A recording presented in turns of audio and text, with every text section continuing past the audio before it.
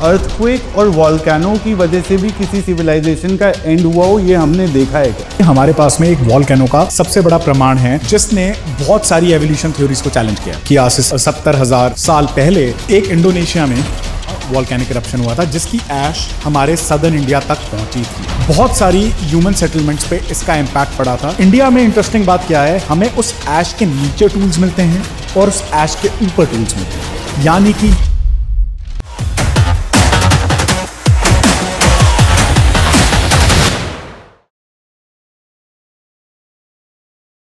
तो हम कुछ बात कर रहे थे और बात ये निकली कि अफ्रीका से क्या सारे सिविलाइजेशंस निकले थे या भारत से निकले थे। इन सारे सिविलाइजेशंस का कहीं ना कहीं कोई ना कोई तो ओरिजिन पॉइंट होगा, या फिर ये एक साथ उठे थे दुनिया भर में। और सिविलाइजेशंस खत्म कैसे होते हैं, क्योंकि हमने पिछले 10,000 साल में बहुत बड़े बड़े सिविलाइजेशंस बनते और बिखरते देखे। तो इस पे सबसे पहले हैरी भाई ये बताओ कि आपकी क्या थ्योरी है या क्या पॉइंट ऑफ व्यू है अफ्रीका वाले पॉइंट पे। तो एक तो बहुत ही ज़्यादा मिसकंसेप्शन है पूरे इंटरनेट पे, जो मेरे भी कमेंट्स में काफ़ी आता है, कि जब इंडिया अफ्रीका से टूट के ड्रिफ्ट होना स्टार्ट हुआ उस टाइम पे ह्यूमंस एग्जिस्ट करते थे। ये कॉन्टिनेंटल ड्रिफ्ट की बात कर रहे हैं हम, जैसे हमने आइस एज में देखा था। और वहां से बहुत सारे लोग आते हैं कि सिविलाइजेशंस तभी स्टार्ट हुए, और मैं अभी किसी को पॉइंट आउट नहीं करूंगा, लेकिन हाँ एक ऐसा मत है। लेकिन आप सोचो, ये जो कॉन्टिनेंटल ड्रिफ्ट हो रही है ये लगभग 5 करोड़ साल पहले हो रही है।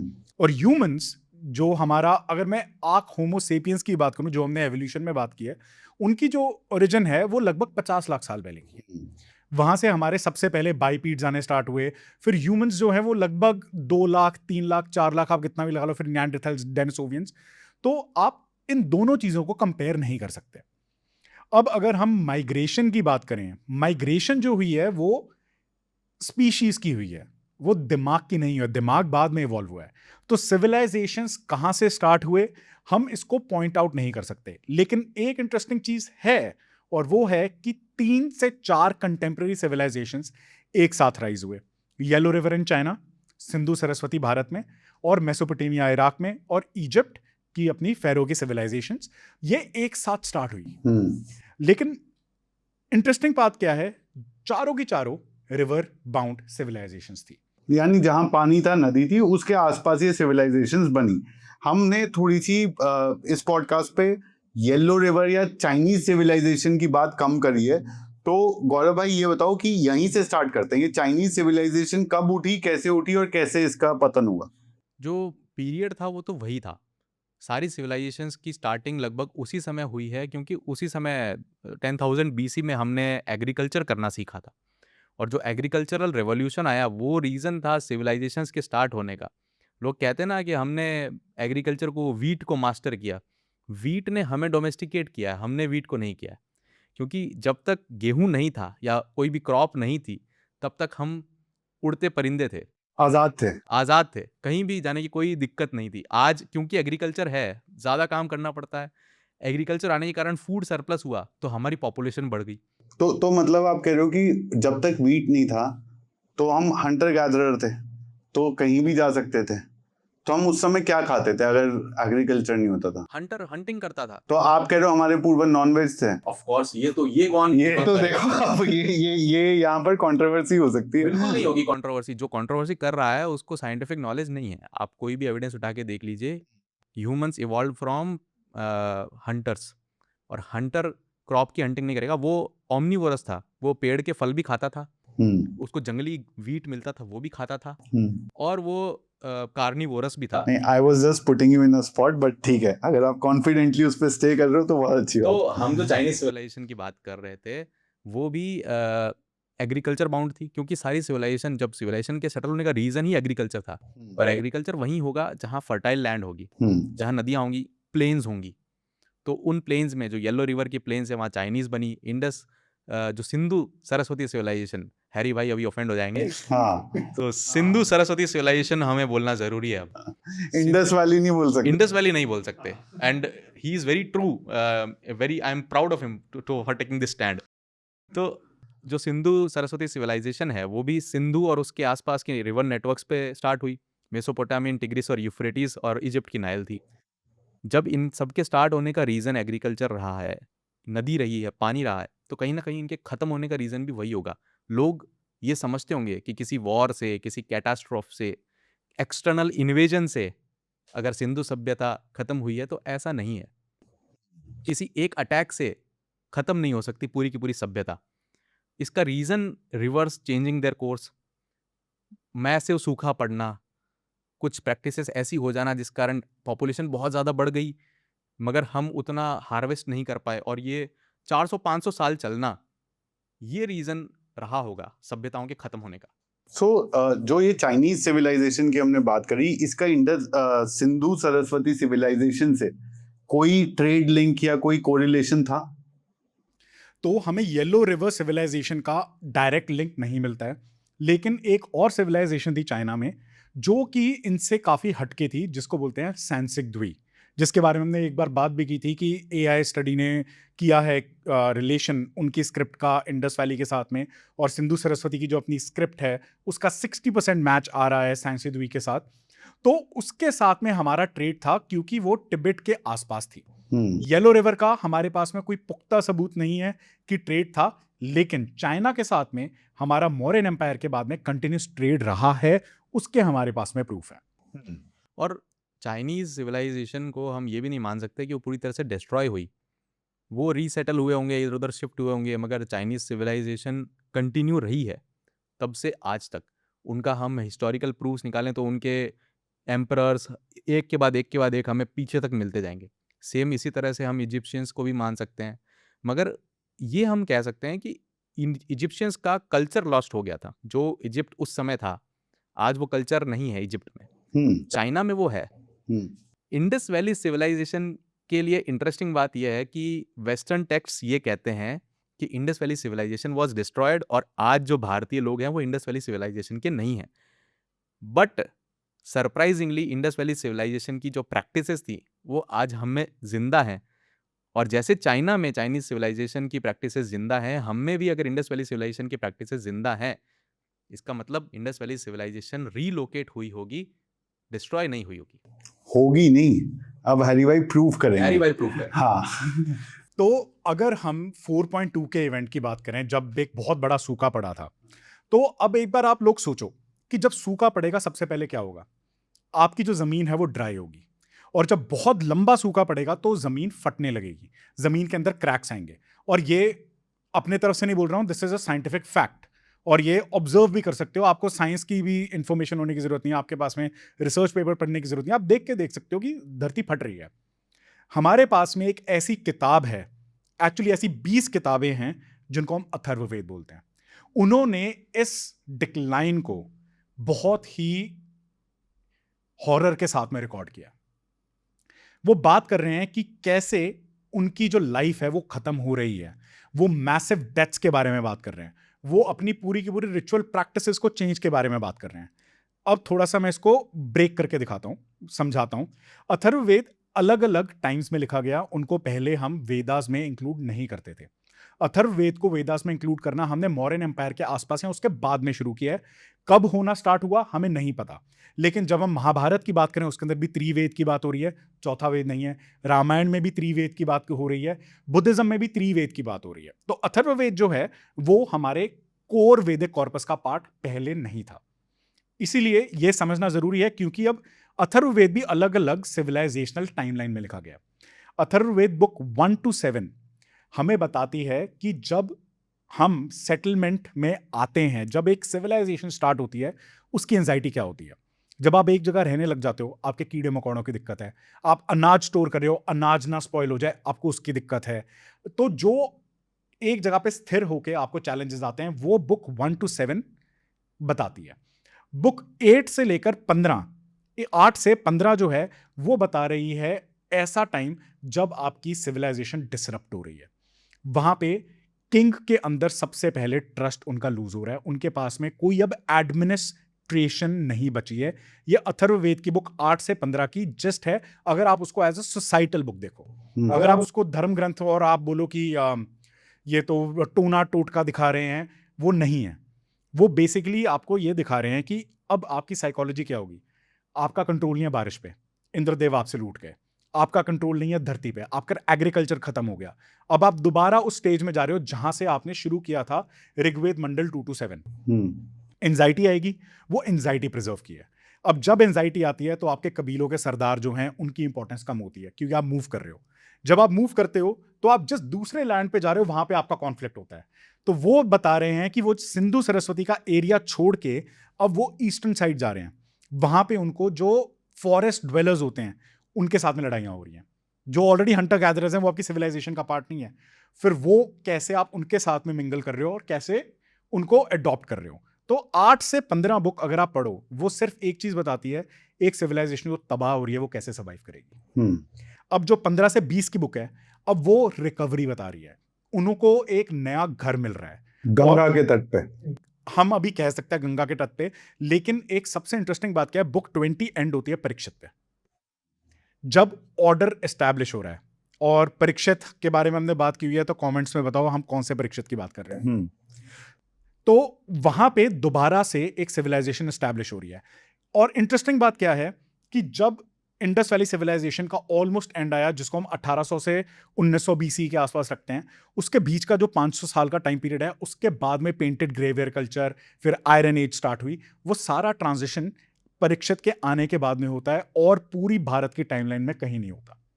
तो हमने उस चीज को प्रिजर्व किया था एक किताब में। लेकिन क्या हम अकेली सिविलाइजेशन थी जिसने ऐसा प्रिजर्व किया? नहीं, सुमेर ने लिखा है। सुमेर ने उसको कर्स ऑफ गॉड बोला है, पूरी पोएम है। उन्होंने इजिप्ट के अंदर लिखा है कि इजिप्ट में फेरास के ऊपर ट्रस्ट लूज हो रहा है और लोग अपने बच्चों को खा रहे हैं। और ये सारा फेज है 4.2 के इवेंट का, जब पानी कम हुआ। जैसा गौरव ने बोला, सारी सिविलाइजेशंस नदियों के आसपास स्टार्ट हुई और नदियों के आसपास ही खत्म होंगी।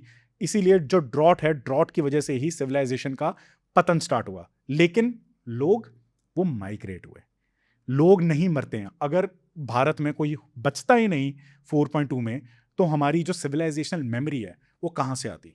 बहुत ही इंटरेस्टिंग बात यह है कि हम सारी सिविलाइजेशंस का जो एंड पॉइंट है उसको एक साथ ऑब्जर्व करते हैं, चाहे वो इंडस वैली हो, चाहे इजिप्शियन हो, चाहे सुमेरियन हो। तो कैटास्ट्रॉफिक इवेंट जो हुआ होगा, जो एक लंबे टाइम तक चला होगा, उसने सभी को इफेक्ट किया, सभी माइग्रेट किए। तो उस समय ये थ्योरी डिबंक हो जाती है कि कोई एक्सटर्नल इन्वेजन आकर हम पर अटैक करके हमको डिस्ट्रॉय करेगा। इन्वेजन नहीं हो सकता। जब हाँ। सारी सिविलाइजेशन डिस्ट्रॉय हो रही हैं तो कौन इन्वेड कर तो रहा है? इन्वेजन आ कहाँ से रहा है? तो ये जो आर्यन इन्वेजन थ्योरी है, मैं खुद भी इसमें पार्शली बिलीव करता हूँ कि इन्वेजन तो नहीं हुआ होगा। हो सकता है कि यूरोप से कुछ माइग्रेंट्स आए हों और हमारे साथ इंटरमिक्स हो गए हों, जिस कारण हमारी जो R1 जीन है वो उनके सिमिलर बनता है। पर हमारी हालत उस समय रॉट के कारण खराब हो रही थी और वो माइग्रेंट्स आए और हमने या तो उनके रिचुअल सीखे, उन्होंने हमारे रिचुअल सीखे। हमारी संस्कृत या तो पहले बनी और उनकी जो लिपि है वो बाद में बनी या पहले बनी। ये बहुत ही वेग सा चीज़ है जिस पे लड़ाई चल रही है इंडियन स्कॉलर्स की और यूरोपियन स्कॉलर्स की। मैं हंस इसलिए रहा हूँ कि हाली भाई कुर्सी से ही उठ जाएंगे अभी। हाँ, ऑफ कोर्स मैं सुनना चाहूँगा कि हम क्या बाहर गए थे OIT थ्योरी, हाँ, या फिर आर्यन इन्वेजन नहीं, आर्यन माइग्रेशन थ्योरी? हाँ। तो स्टेप बाय स्टेप चलते हैं। हाँ। सबसे पहले इन्होंने R1A DNA की बात की। मेरे को एक और जूम आउट टॉपिक पे भी जाना है, तो ये थोड़ा शॉर्ट में बताना है ना। ये हैरी भाई इस पे एक्चुअली 3 घंटे का पॉडकास्ट कर चुके, और अभी दोबारा भी कर सकते हैं, विद न्यू डेटा करेंगे। इनसे जब भी आर्यन इन्वेजन थ्योरी की बात होती है ना, हमेशा नए डेटा पॉइंट्स के साथ होती है। सो गो अहेड। तो पहले R1A जीन की बात करते हैं। हाँ, R1A जीन यूरोपियंस में भी है, इंडियंस में भी है, इसके ऊपर कोई डिबेट नहीं है। यहीं से जेनेटिक्स में बहुत लोग इस चीज को एविडेंस लेके आते हैं कि स्टेप से बंदे आए थे। लेकिन भारत में किसी भी मेल Y क्रोमोसोम DNA को रिट्रीव नहीं किया गया है जो कि 1500 BC से पहले हो। 1500 BC छोड़ो, हमारे पास में 1st सेंचुरी CE या 2nd सेंचुरी CE का भी Y क्रोमोसोम डेटा इंडिया का नहीं है। अब नीरज राय, जिनकी हमने पहले पॉडकास्ट में बहुत डिटेल में बात की थी, उन्होंने जीन्स को रिवर्स इंजीनियर किया। बेसिकली उन्होंने एक थियरी दी कि जो एक जीन है वो कितना ज्यादा म्यूटेट कर रहा है और कितना ज्यादा डाइवर्सिफाई कर रहा है, वो हमें उसकी एज के बारे में बता सकता है। यही थियरी हम यूज करते हैं जब हम out of Africa migration theory की बात करते हैं कि सबसे प्योर जीन्स और सबसे ज्यादा डाइवर्सिटी ह्यूमंस की, होमोसेपियंस की, हमें अफ्रीका में मिलती है जेनेटिक्स में। R1A की सबसे ज्यादा डाइवर्सिटी हमें इंडिया में मिलती है। तो उन्होंने जब रिवर्स इंजीनियर किया, उन्होंने बोला कि कम से कम मॉडरेट डेट उन्होंने दी 18,000 BC से 26,000 BC तक के बीच में R1A इंडिया में डेवलप हो सकता है। उन्होंने बिल्कुल वही स्टडी यूज की जिसने आइडेंटिफाई किया कि जो M माइटोकॉन्ड्रियल DNA है जो हमारे इंडियंस में मिलता है, जिसके बारे में हमने जीसस वाले में भी बात की थी कि वो इंडिया में ही क्यों ओरिजिनेट हुआ, हमें इसके क्या प्रमाण मिलते हैं, इस डाइवर्सिटी। फिर और कितने सबसेट बने, इसलिए R1AZ, R1AZ 198 ये सारे इंडिया के अंदर सबसेट बने जो यूरोपियंस में भी हैं। तो जेनेटिक्स आज के टाइम में मैं बोलूंगा सबसे वीकेस्ट लिंक है। हमने कोई भी जेनेटिक पेपर जो है आज तक आर्यन इन्वेजन थ्योरी को प्रूव नहीं कर पाया है।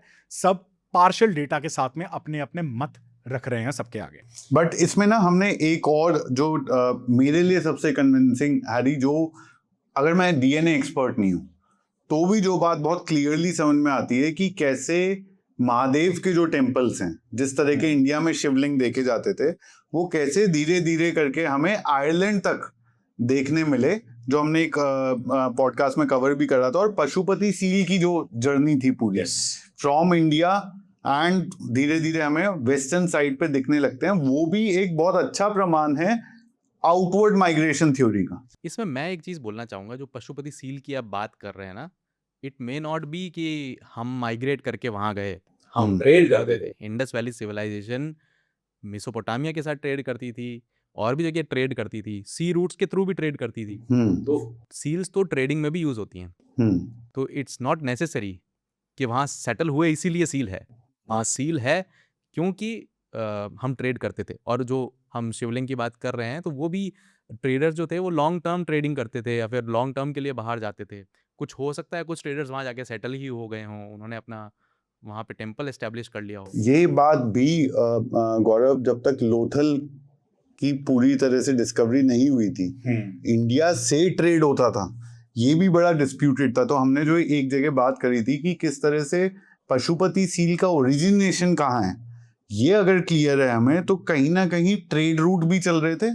और फिर दूसरा उस पॉडकास्ट में पॉइंट ये था कि किस तरह से शिवलिंग, एस्टैब्लिश शिवलिंग आज भी जाकर के कोई देख सकता है, तो किस तरह से एक प्रमाण है कि ये कल्चर ट्रैवल कर रहा है, जो इंडियन कल्चर ट्रैवल कर रहा है। लेकिन यहाँ पे आई थिंक गौरव ने वो पॉडकास्ट देखा नहीं है, तो इसलिए वो थोड़ा सा इसको मिस इंटरप्रेट कर गए। हम यहाँ पे बात कर रहे हैं कि पशुपति सील जो अपने इंडिया में मिलती है, वैसी ही एक सील कर्नुनॉस जो कि एक केल्टिक गॉड है, वो आयरलैंड में मिली है। वो पशुपति सील नहीं है, वो हमारी सील को कॉपी पेस्ट किया हुआ है आयरन के ऊपर। हमारी जो पशुपति सील है उसकी कैरेक्टरिस्टिक्स क्या हैं? उसकी कैरेक्टरिस्टिक्स हैं एक जो horned helmet deity, sitting cross leg and surrounded by animals, ये है। और जो सील दूसरी जो आप जो बता रहे हैं, कर्नुनॉस है वो एक वाइल्ड गॉड हैं केल्ट के, जैसे हमारे रुद्र वाइल्ड गॉड हैं, उनके कर्नुनॉस वाइल्ड गॉड हैं। उनका भी कैरेक्टरिस्टिक यही है कि वो एनिमल्स के आसपास रहते हैं। और वो सील में भी हॉर्न डेटी हैं, क्रॉस लेग बैठे हुए हैं, जबकि क्रॉस लेग बैठने का वहां पे रिचुअलिस्टिकली कोई मतलब नहीं बनता है। और उनके आसपास में भी ऑलमोस्ट सेम एनिमल्स हैं। हमारे पास में एक बोर है जिसके ऊपर 2 सींग दिख रहे हैं, वहां पे डियर है जिसके 2 सींग दिख रहे हैं, दोनों की प्लेसमेंट सेम है। तो ये विजुअली देखेंगे तो ज्यादा हमें समझ आएगा कि दोनों कैसे सुपर इम्पोज कर सकते हैं। बट उसमें एक जो मेरे लिए बहुत फैसिनेटिंग बात थी कि उसमें स्नेक भी आता है उनके हाथ में, जो थोड़ी सी सील मिसिंग है। और हमारी पशुपति सील में वो एरिया जो टूटा हुआ है पशुपति सील का, वो उसमें कंप्लीट है। और रुद्र के साथ में या शिवा के साथ में एक सबसे इंपॉर्टेंट पार्ट होता है स्नेक का। हमारी सील में वो स्नेक मिसिंग है, लेकिन उस सील में उसी जगह पे जो टूटी हुई सील है वहां पे स्नेक है। तो इसका मतलब ये है कि हमारी सील किसी तरह से वहां पहुंची है। लेकिन यहाँ पे एक और चीज बता दूं, उनकी सील 1st सेंचुरी सीई की है, हमारी सील जो है वो 2600 BCE की है, मतलब 2600 साल के बाद में मिली है वहां। और 1st सेंचुरी सीई की सील जब उस समय वहां मिली, उस समय इंडिया में क्या था? उस समय तो इंडिया में बहुत अच्छे से जो लॉर्ड शिवा और लॉर्ड विष्णु ये सब एस्टेब्लिश्ड गॉड्स थे। यस। तो हो सकता है कि हम लोग जो आर्यन माइग्रेशन थ्योरी की हम बात कर रहे हैं, उसकी जगह जो यहाँ से जो माइग्रेशन हुआ हो, ये क्या OIT को एस्टेब्लिश कर रहा है? तो ये आप लिंक अच्छा कर रहे हो और मैं भी इस चीज में बहुत ज्यादा बिलीव करता हूं। लेकिन अब ये देखो, ये एक रिलीजियस टॉपिक हो गया, ये हम एक डेटी के एवोल्यूशन की बात करने लग गए। इसको हम साइंटिफिकली प्रूव नहीं कर सकते। हम एक साइंटिफिक मेथड को एक बार यूज करके देखते हैं, फिर देखते हैं क्या ये किसी और चीज में मैच कर सकता है। अब फॉर एग्जाम्पल आप एक जगह से दूसरी जगह जाते हो, तो आप अपने साथ में तो कुछ सामान लेके जाते हो, तो बाई चांस अगर आर्यंस उस साइड गए हुए, अगर भारत से आर्यन गए हुए, तो वो अपना कोई ना कोई सामान लेके जाएंगे। अगर स्टेप से आर्यंस आए हुए, तो वो अपना कोई ना कोई सामान लेके आएंगे। यानी कि हमें आर्कियोलॉजिकल एविडेंस मिलना चाहिए। पहली चीज समझते हैं कि इंडस वैली की पॉटरी कैसी थी। इंडस वैली की पॉटरी थी थिन लेयर्ड, जिसको अप्रोक्सीमेटली 700 डिग्री तक कुक किया जाता था। और स्टेप की पॉटरी कैसी थी? स्टेप की पॉटरी थी थिक वॉल्ड, उसको वो कुक करते थे लगभग 300 से 400 डिग्री तक। तो यानी कि इंडस वैली सिविलाइजेशन की टेक्नोलॉजी एडवांस थी। अब एक और मत मान लेते हैं, जो कि हमें सबको पता है कि ट्रू नहीं है, कि इंडस वैली पे आर्यंस ने इन्वेड किया या फिर वो उसके पतन के बाद माइग्रेट किए। इसका मतलब क्या है? उनकी कोई ना कोई टेक्नोलॉजी आनी चाहिए यहाँ पे।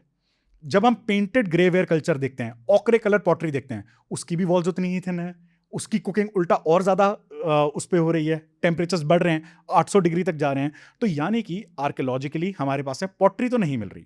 तो यानी कि अगर कोई आएगा, तब पॉटरी हमारे लिए इंपॉर्टेंट क्यों भी होती है, ये भी मैं थोड़ा समझा दूं कि पॉटरी एक ऐसा सिविलाइजेशन का चिन्ह है कि उसके अंदर ही आप सब कुछ स्टोर करोगे। आप कहीं जा रहे हो, आप खाना उसमें स्टोर करोगे, पानी उसमें स्टोर करोगे, तो पॉटरी तो बेयर मिनिमम लेके जानी चाहिए। अब इन्वेजन होगी तो वेपन्स भी आएंगे।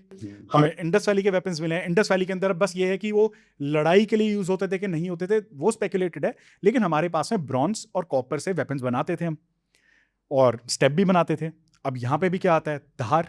हमारे वेपन्स की धार और उनके वेपन्स की धार अलग थी। हमारे वेपन्स का जो बॉडी वेट होता था वो हैंडल की तरफ ज्यादा होता था, उनका जो बॉडी वेट होता था वो बिना हैंडल के होता था, उनके कर्व्ड होते थे। उनके वेपन्स भी स्टेप के कभी इंडिया में नहीं आए।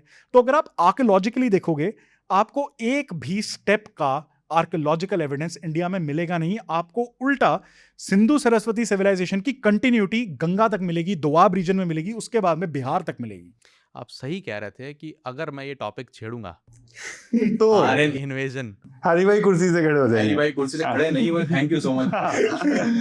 लेकिन बहरहाल हम वापस जूम आउट करते हैं। दुनिया में जो सिविलाइजेशन जो हैं, जो खत्म हुए, या जो ऐसे कौन से पिछले 25,000 में बोलूंगा, 25,000 साल, और मैं 25,000 बहुत जानबूझ करके बोल रहा हूँ क्योंकि यंगर ड्रायस का पीरियड जो है वो 12,000 बीसी में, जहां ये माना जाता है कि ग्लोबली सारे सिविलाइजेशंस खत्म हुए थे, वहीं हमें इंडियन सिविलाइजेशन में एक कंटिन्यूटी ऑफ कल्चर दिखाई देती है, यंगर ड्रायस से पहले भी और बाद में भी।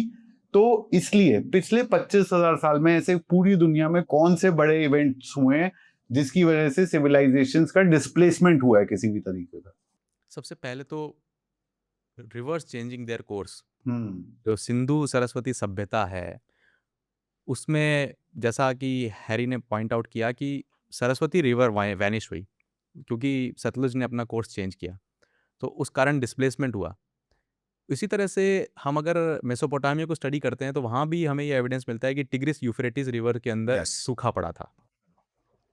And at the same time जो ओल्ड इजिप्शियन किंगडम है वो उसके डिस्ट्रक्शन का कारण था नाइल रिवर में सूखा पड़ना। यस। तो ये हम लोग सभी इस पे इजीली एग्री कर सकते हैं कि रिवर्स के कारण सिविलाइजेशंस डिस्टर्ब हुई और एक साथ हुई। इसका मतलब कोई कैटास्ट्रोफिक 4.2 के इवेंट एग्जिस्ट करता है।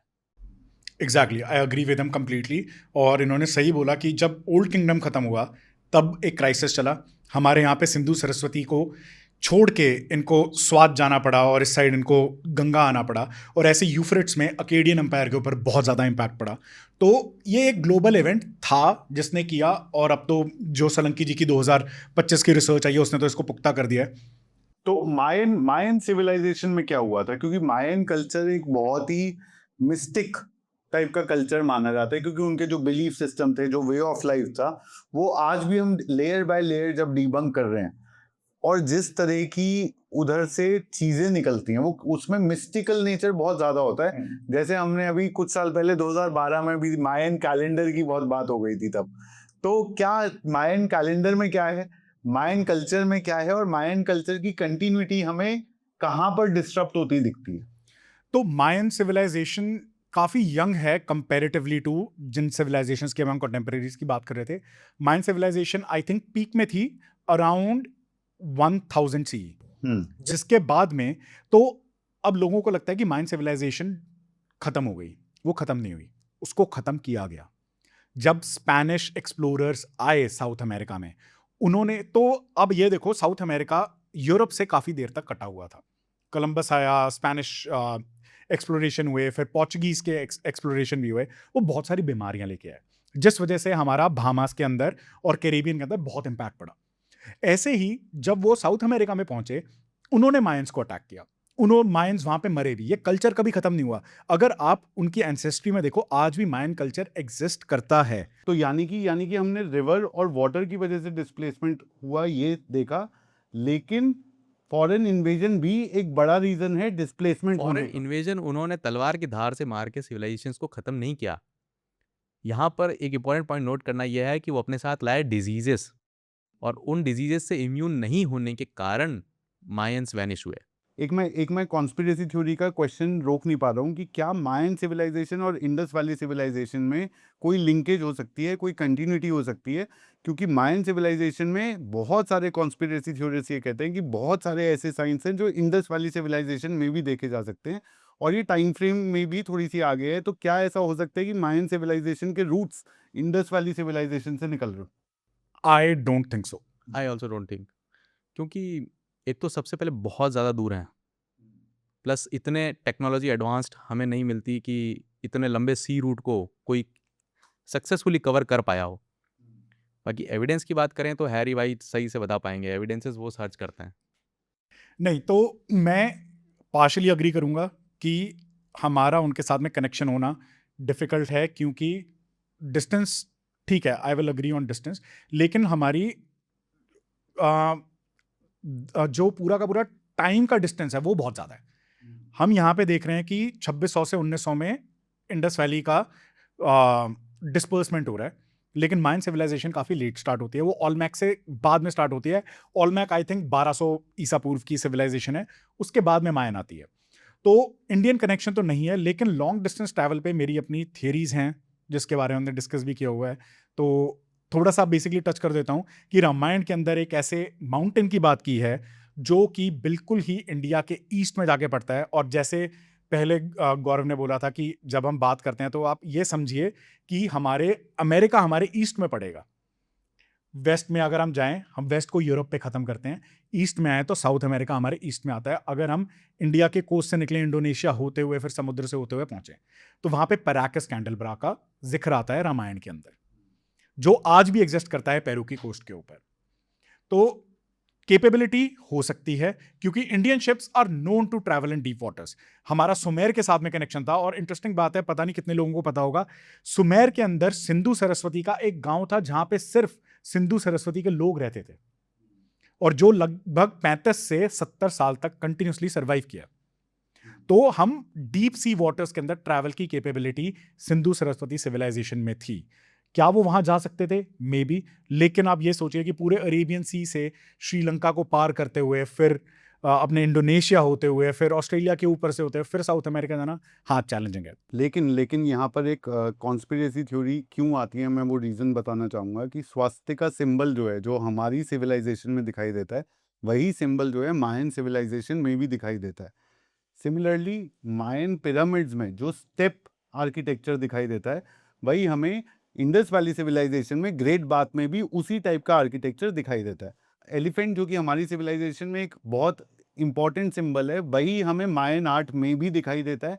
इनफैक्ट गणेशा टाइप डीटीज भी हमें मायन सिविलाइजेशन में दिखाई देते हैं, जो कि कहीं ना कहीं ये इंडिकेट करते हैं कि शायद कोई लिंकेज हो सकता है इंडस वैली और मायन सिविलाइजेशन में।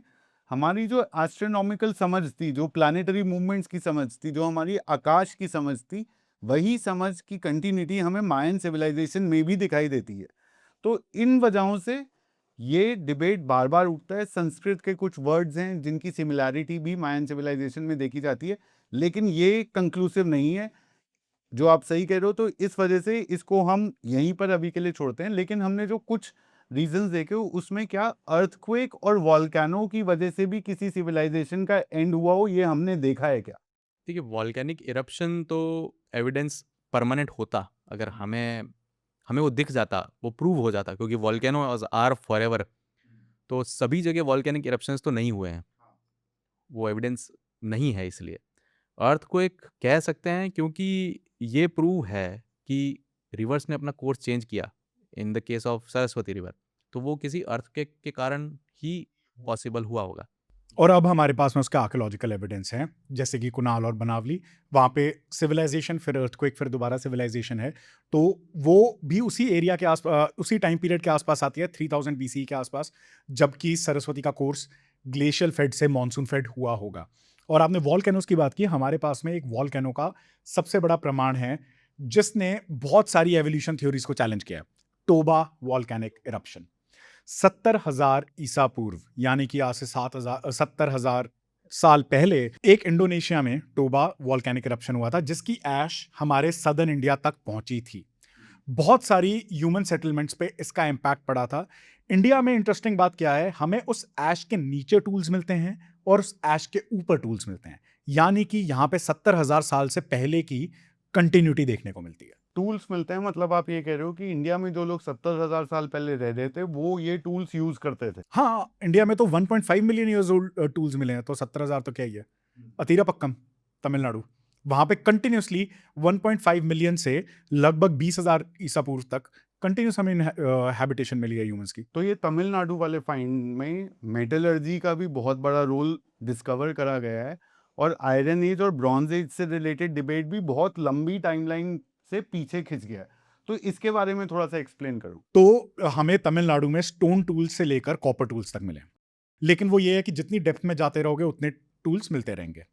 अब दूसरा पॉइंट क्या है, शिवगलई, जो कि हमारा अपना, आई थिंक ये आंध्र प्रदेश में आता है, आंध्र प्रदेश या तेलंगाना, मैं भूल गया जब से इनका डिवीजन हुआ है।